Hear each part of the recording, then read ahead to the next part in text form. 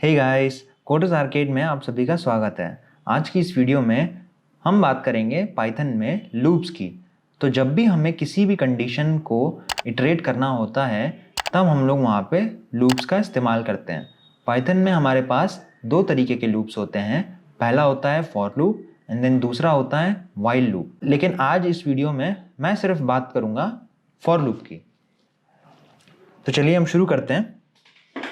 Suppose मैं यहाँ पे फॉर लूप समझाने के लिए आपको एक लिस्ट बनाऊंगा। सपोज मैं यहाँ पे अपना एक वेरिएबल लेता हूँ my list and then my list के अंदर मैं यहाँ पे अपनी एक लिस्ट बनाऊंगा। सपोज हमारे पास 5 नंबर की वैल्यूज़ हैं, तो यहाँ पे मैं लिखूंगा 1 2 3 4 एंड देन 5। तो हमने एक लिस्ट बनाई जिसमें 1 2 3 4 5 वैल्यूज़ हैं और वो सेव्ड है हमारी माई लिस्ट में। देन मैं यहाँ पे अपना लूप स्टार्ट करूँगा। तो लूप का बेसिक सिंटैक्स ये है। तो मैं यहाँ पे लिखूँगा फॉर के बाद यहाँ पे मैं इस्तेमाल करूँगा लूप वेरिएबल का। तो लूप वेरिएबल जो है, लूप वेरिएबल जो लिस्ट के अंदर का जो डेटा है उसको रिप्रेजेंट करेगा। तो यहाँ पे सपोज मैं लेता हूँ डेटा। तो ज़रूरी नहीं है कि आप डेटा का इस्तेमाल करें, आप कोई भी वैल्यू का इस्तेमाल कर सकते हैं। Data, item, number, anything. मैंने आपको यहाँ पे दिखाने के लिए लिया है डेटा। फिर मैं यहाँ पे मेंबरशिप ऑपरेटर का इस्तेमाल करूँगा विच इज़ इन, और यहाँ पे मेरा लिस्ट आ जाएगी। तो let's say my list and then यहाँ पे कोलन आ जाएगा। तो यहाँ पे क्या लिखा है मैंने, for data in my list. तो यहाँ पे जो फॉर है, ये फॉर का सिंटैक्स है, बेसिक सिंटैक्स है फॉर का। यहाँ पे मैं स्टार्ट करूँगा फॉर से एंड देन ये जो डेटा है, ये डेटा हमारी एक एक करके वैल्यूज़ को स्टोर करेगा which is 1 2 3 4 and then 5। And then यहाँ पे मेंबरशिप ऑपरेटर का इस्तेमाल करके मैंने लिखा है माई लिस्ट। तो हमारी लिस्ट में हमारा ये डेटा है। अब मैं जैसे ही यहाँ पे एंटर को प्रेस करूँगा तो यहाँ पे इसके अंदर जो भी मैं लिखूँगा ये इसके इंडेंट में चला गया। तो इसका मतलब है जो भी मैं यहाँ पे लिखूँगा वो इस फॉर लूप के हिसाब से एग्जीक्यूट होगा। तो सपोज यहाँ पे मैं लिखता हूँ प्रिंट डेटा। अब यहाँ पे क्या होगा, यहाँ पे इस डेटा को प्रिंट कराएगा। हमारा ये जो डेटा है, इसके अंदर का जो डेटा है वो प्रिंट कराएगा 1 by 1। तो अगर मैं इसको रन करके देखूंगा तो आप देख पाएंगे यहाँ पे कंसोल में 1 2 3 4 5। अब आपने यहाँ पे एक चीज़ देखी होगी, यहाँ पर वैल्यूज़ जो है हमारी लिस्ट में तो थी 1 2 3 4 5 हॉरिजॉन्टली लिखा था हम लोगों ने, जैसे नॉर्मल हम लोग लिखते हैं। लेकिन यहाँ पे प्रिंट हुआ 1 2 3 4 5 वर्टिकली। इसका मतलब है कि ये 1 by 1 एग्जीक्यूट हुआ है प्रोग्राम हमारा। 1 by 1 हमारा जो डेटा है वो एग्जीक्यूट हुआ है, इसलिए हमारा यहाँ पे नेक्स्ट लाइन में प्रिंट हुआ है हर चीज़। मैं इसको आपको और अच्छे से समझाता हूँ। यहाँ पे मैं डीबगर का इस्तेमाल करूँगा। डीबगर एक एडवांस चीज़ है पाइथन में, इसको हम फ्यूचर में कवर करेंगे, लेकिन यहाँ पे मैं डीबगर का इस्तेमाल कर रहा हूँ सिर्फ आपको इस लूप के फंक्शन को समझाने के लिए। तो यहाँ पर आप देख पाएंगे, सपोज यहाँ पे देखिएगा फर्स्ट इटरेशन में हमारी डेटा की वैल्यू 1 रहेगी। तो जैसे ही मैं देखूंगा यहाँ पे फर्स्ट इटरेशन में जो हमारा डेटा की वैल्यू थी 1, यहाँ पे 1 था क्योंकि हमारा पहला लिस्ट आइटम 1 था, इसलिए हमारा यहाँ पे डेटा की वैल्यू फर्स्ट इटरेशन में 1 थी। देन हमारा यहाँ पे प्रिंट होगा 1। देन हमारा सेकेंड इटरेशन में डेटा की वैल्यू हो जाएगी 2। देन हमारा यहाँ पे प्रिंट होगा 2। देन यहाँ पे हमारा थर्ड इटरेशन में हमारी डेटा की वैल्यू हो जाएगी 3। देन हमारा यहाँ होगा प्रिंट 3। देन हमारी यहाँ पे फोर्थ इटरेशन में हमारी डेटा की वैल्यू हो जाएगी 4। देन यहाँ पे हमारा प्रिंट होगा 4। ऐसे ही सो ऑन, हमारे 5 हुई वैल्यू डेटा की एंड देन यहाँ पे प्रिंट हो गया 5। तो ऐसे हमारा फॉर लूप फंक्शन करता है। तो आपको मैं एक दूसरा एग्जांपल दिखाता हूँ। यहाँ पे मैं लिखता हूँ फॉर, अगेन जैसा कि मैंने आपको पहले बताया था हम लोग यहाँ पे लूप वेरिएबल का इस्तेमाल करेंगे। तो यहाँ पे लूप वेरिएबल इस बार मैं डेटा नहीं लूँगा, यहाँ पे मैं नम लूँगा। सपोज मैंने यहाँ पे लूप वेरिएबल लिया नम एंड देन यहाँ पे मैं लिखूँगा in again my list and then colon and then again colon and then यहाँ पे मैं एंटर करूँगा। अब मैं यहाँ पे लिखूँगा सपोज यहाँ पे हमारी इफ़ नम की वैल्यू हमारी अगर 3 होगी देन यहाँ पे प्रिंट होगा हमारा found the number, and then मैं यहाँ पे लिखूँगा कंटिन्यू, एंड देन यहाँ पे मैं बाहर आकर के प्रिंट करा दूंगा नम।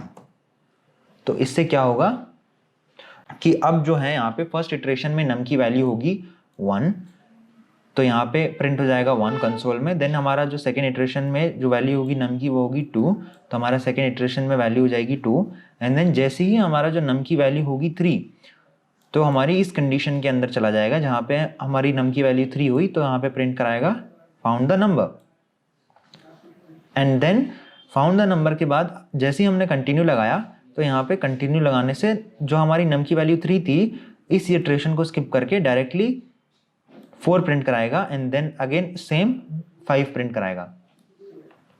लेकिन जब हमारा नम की वैल्यू 3 होगी तब यहाँ पे प्रिंट कराएगा फाउंड द नंबर। तो अगर मैं इसको रन करूंगा तो आप यहाँ पे देख पाएंगे, जैसा कि मैंने आपको बताया था 1 then 2 and then found the number, and क्योंकि यहाँ पे मैंने कंटिन्यू लगाया था इसलिए हमारा 3 दोबारा प्रिंट नहीं होगा, डायरेक्टली 4 पे कंटिन्यू हो जाएगा, एंड देन यहाँ पे 5 प्रिंट होगा। तो अगेन अगर मैं इसको यहाँ पे डीबगर से आपको डिटेल में एक्सप्लेन करता हूँ, तो यहाँ पर सबसे पहले हमारी जो नम की वैल्यू थी वो थी 1, ये जो आप देख रहे हैं यहाँ पे नम की वैल्यू थी हमारी 1, देन यहाँ पे हमारी प्रिंट हो जाएगी 1। अब हमारी नम की वैल्यू थी 2, तो जो नम की वैल्यू 2 थी तब हमारा प्रिंट हो जाएगा नम 2।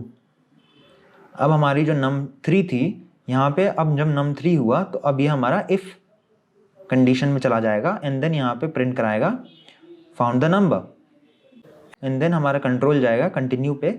अब जब कंटिन्यू पे जाएगा तब हमारी जो नम की वैल्यू होगी वो अपडेट हो जाएगी 4, एंड देन यहाँ पे हमारा प्रिंट नंबर पे जाएगा, तो हमारा यहाँ पे नंबर 4 प्रिंट हो जाएगा। देन अब यहाँ नंबर की वैल्यू हो जाएगी 5, तो जब नंबर की वैल्यू हो जाएगी 5 तब वो चेक करेगा हमारी कंडीशन, अगर हमारा नंबर 3 है तो यहाँ पे नंबर 3 नहीं है, इसलिए यहाँ पे होगा सीधे प्रिंट, तो यहाँ पे 4 प्रिंट हो जाएगा। ऐसे ही यहाँ जब नम की वैल्यू 5 होगी तो यहाँ पे हमारा प्रिंट हो जाएगा नम 5, एंड देन यहाँ पे हमारा प्रोग्राम कंप्लीट हो जाएगा।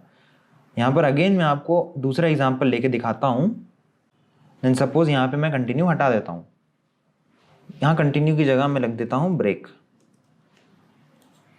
तो ब्रेक लगाने से क्या होगा, जब हमारा नम का वैल्यू 3 होगा यहाँ पे प्रिंट हो जाएगा फाउंड द नंबर, एंड क्योंकि यहाँ पर हमने ब्रेक लगाया है, ब्रेक से हमारा प्रोग्राम वहीं पे ख़त्म हो जाएगा, एंड देन यहाँ पे प्रोग्राम स्टॉप हो जाएगा। तो अगर मैं इसको यहाँ पे रन करता हूँ तो यहाँ पर आप देख पाएंगे 1 then 2 and then found the number, and क्योंकि यहाँ पे मैंने ब्रेक लगाया था इसलिए यहाँ पे प्रोग्राम एग्जिट हो गया। अब मैं आपको यहाँ पे एक तीसरा एग्जाम्पल दिखाता हूँ जहाँ पे मैं नेस्टेड फॉर का इस्तेमाल करूँगा। नेस्टेड फॉर का मतलब होता है एक फॉर लूप के अंदर दूसरा फॉर लूप। अब मैं यहाँ पे नेस्टेड फॉर लूप का इस्तेमाल करूँगा। तो नेस्टेड फॉर लूप का मतलब होता है एक फॉर लूप के अंदर दूसरा फॉर लूप। तो जब मैं यहाँ पे पहला फॉर लूप लिखूँगा फॉर, यहाँ पर मैं लूप वेरिएबल लूँगा नंबर इन माई लिस्ट और यहाँ पे कोलन लगाऊंगा। यहाँ पे अगेन मैं दूसरा फॉर लूप लिखूंगा, लेट्स से फॉर, यहाँ पे मैं एक दूसरा लूप वेरिएबल डिफाइन करूंगा, लेट्स से लेटर इन, यहाँ पे मैं स्ट्रिंग के अंदर ABC लिख दूंगा। तो यहाँ पे ऑलरेडी मैं लिस्ट बनाया हुआ था इसलिए मैंने यहाँ पे माई लिस्ट से ले रहा था, लेकिन यहाँ पे मैंने ABC जो है एक डायरेक्टली एक स्ट्रिंग डिफाइन कर दी यहीं के यहीं।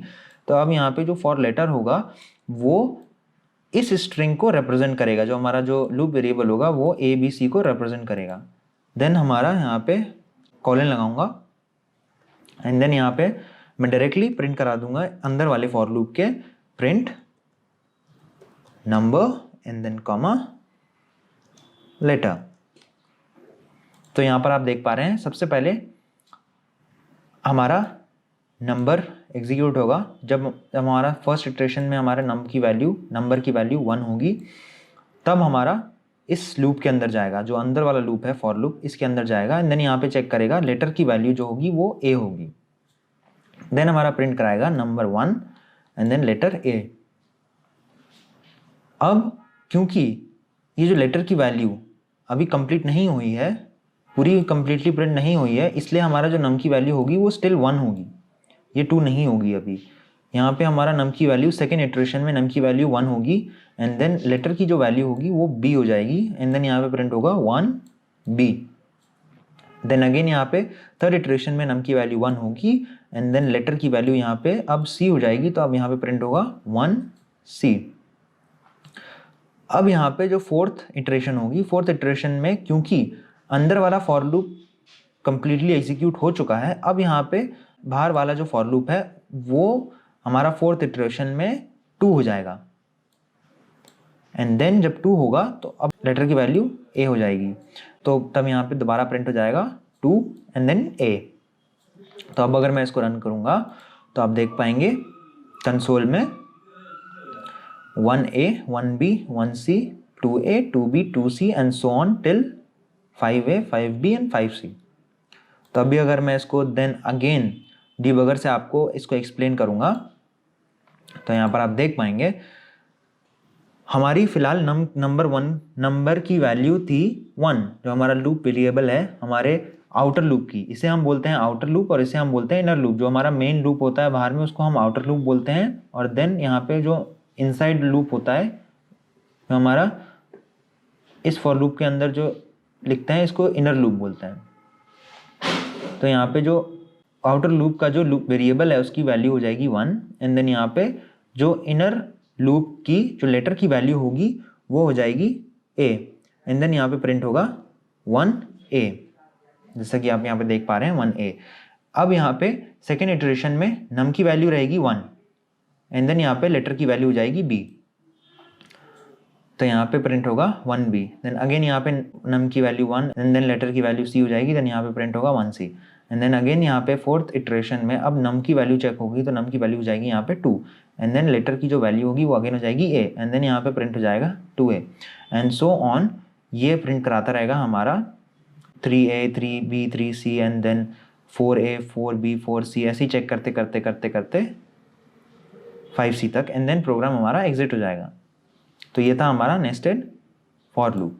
ये जो डीबगिंग मैंने आपको दिखाई यहाँ पे ये एक एडवांस टॉपिक है जिसको मैं फ्यूचर में कवर करूँगा। आज की इस वीडियो में फिलहाल मैंने डीबगिंग का इस्तेमाल किया ताकि आपको इटरेशन सही से समझ आए। तो अगर आपको ये वीडियो हमारा पसंद आया तो हमें कमेंट सेक्शन में नीचे कमेंट करके बताइए कि आपको ये वीडियो कैसा लगा। अगर आपको इसमें कोई डाउट्स होते हैं तो वो भी हमें कमेंट सेक्शन में बताइएगा, मैं आपके डाउट्स को क्लियर करूँगा।